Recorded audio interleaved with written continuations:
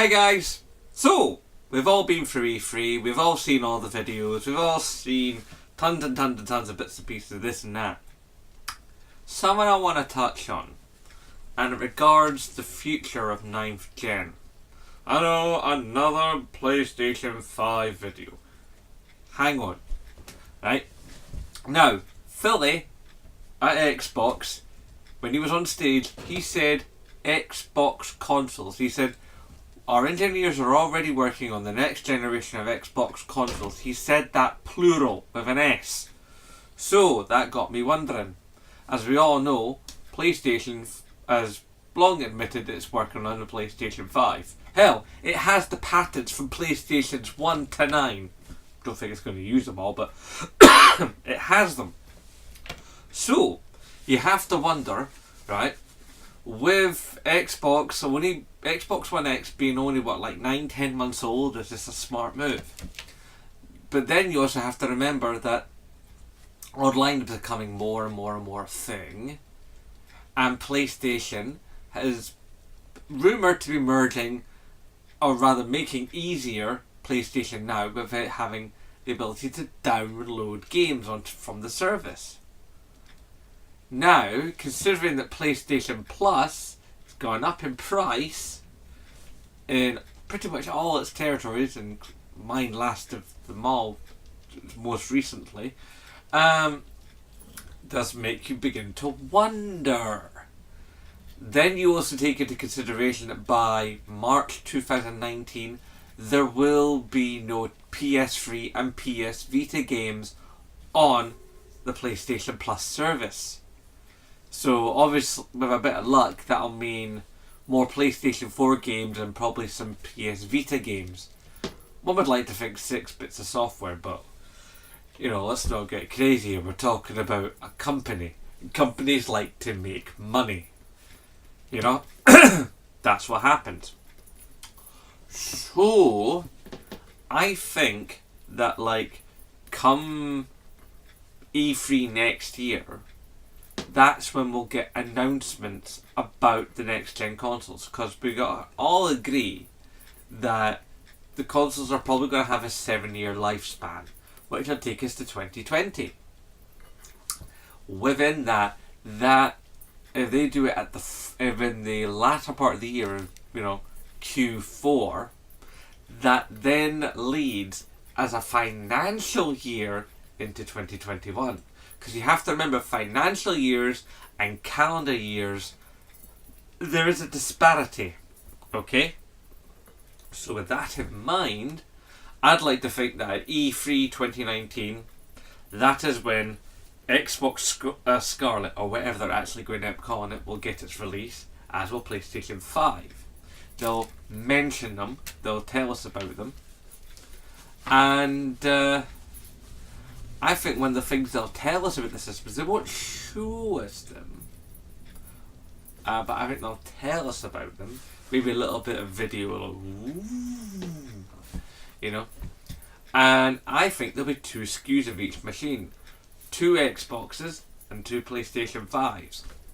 And I honestly believe that both systems will end up being one that is diskless and one that is disc. So you'll have a disc drive version and a disc drive not having version. And I think the one without a disc drive will have a 2 terabyte hard drive, and the one with a disc will have a 1 terabyte hard drive, so that they can both be the same price. You get where I'm going here? So they both be the same price, but for those people that want to go disc only, they have more space, because as we move to next gen, we are going to start running out of space. And when you consider, we're going to have things like Beyond Good and Evil 2, Cyberpunk 2077, and the PlayStation 5 version of Death Stranding. By what we've seen from these games, they are graphically intense, power-hungry Uber games, and there'll be more down the line. So as the games get bigger and the day one patches get bigger and the DLC gets even larger still, we're gonna need space if we're gonna go diskless. And the companies want us to go diskless. because making discs is expensive, but equally running an online network is expensive. So I think obviously online games are going to have to finally fulfill the promise of being cheaper than physical copies. To that end, I think less physical copies of games will be produced. So you can still get them, but I think there'll be less of them. I just really do. I think they'll watch much more closely the pre-order scene. Now, with this in mind, with the pre-order scene being affected, with less physical games in the, coming to brick and mortar stores, I think this will affect brick and mortar stores. Over here we have Game, in America you have GameStop, in Australia you have EB Games, and all the other countries I'm sure have their own homegrown, brick and mortar stores. Now what does that mean for them? How long can they last? If digital games continue on the route they have been the last few years, they will eventually effectively wipe out physical games. Now, I don't really like that because I do like physical games. However, and it's a big however, if digital games are going to be bigger and they're going to end up being less expensive than the discs, and as long as they find something clever to do to make it feel like we're not, if we buy a game because we can't trade it in because it's digital, even though admittedly Steam has a system that handles that, but it's a mess. The only thing I can think they could do is that as people who have the subscription, and only for the subscription owners, because you want to push people towards that subscription. I don't, but that's what companies do. Okay, I reckon you'll have to put up a point system. Like your reward card for Game or EB, or when you go to Tesco's or Sainsbury's or Asda's or Walmart or whatever. Whenever you go to a shop, most shops, coffee shops, you name it, they have a reward card. You get points for your purchase. For every pound or dollar or whatever you spend, you get a certain amount of points. I reckon the same thing will be tied into your PlayStation account and your Xbox account. You'll receive points for buying games that you can then move towards future purchases. Maybe even get together enough points after a while to buy a game. It's definitely worth thinking about. So, we're talking about systems that have two SKUs, one without a disk drive that has a 2TB hard drive, and one with a disk drive is a 1TB hard drive. So a lot of the game stuff will be on the disk. Then on top of that, you have a point system to make it more worthwhile. Having a diskless system, when you start to consider it, having a diskless system, it means you'll be able to buy more games because you'll have earning the points. Or even you could be earning the points, but you'll be buying, the points would only go towards digital games. Having the disc-based system, you can see how it starts to work through.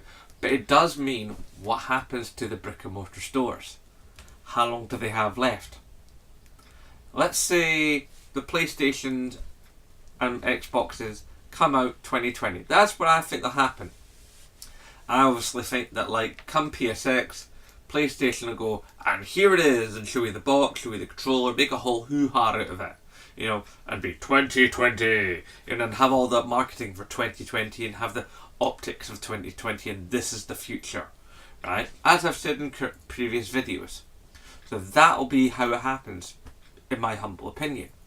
Xbox, obviously, they'll have to have a separate press conference, not like PSX, obviously, because then they're going to be said, oh, you're just nicking Sony's idea, but I reckon they'll have a broadcast like they did when they launched Xbox One. They had a broadcast for that. It was a fair long thing. It was about an hour and a half, as memory serves. Or maybe it just felt like an hour and a half for the sports, DRM, sports. However, so they'll broadcast what their intentions and what the machines are like, what they look like, what they can do, show you the controllers. Because let's face it, what's gaming without the controllers? You know, that's your input device. How that fits in the hand, what its control is like, how long is the battery, all that gubbins. So then we'll have those systems, and they'll actually come out in the fiscal year of 2021, but come out in the calendar year of 2020. Thus, everybody gets to be correct. You get your guys like Michael Pachter going, well, I think it's coming out in 21, and all the YouTubers and guys like IGN are all thinking it's coming out in 2020. Everybody gets to be right. Because, as I stated, calendar years and financial years are different beasts that coincide along each other. But what do I know? I'm merely one lone Scottish voice in the YouTube gaming scene. Please tell me what you think down below, or even come to my my community on PlayStation, Zenbloke channels and stuff. Come to my Twitter at Zenbloke. You know, hell, while you're at it, take a look at my Redbubble store. Buy a cool t-shirt. Okay guys, so thoughts please down below, and as always, please remember to rate, favourite, comment, share and subscribe, and aye, nae bother.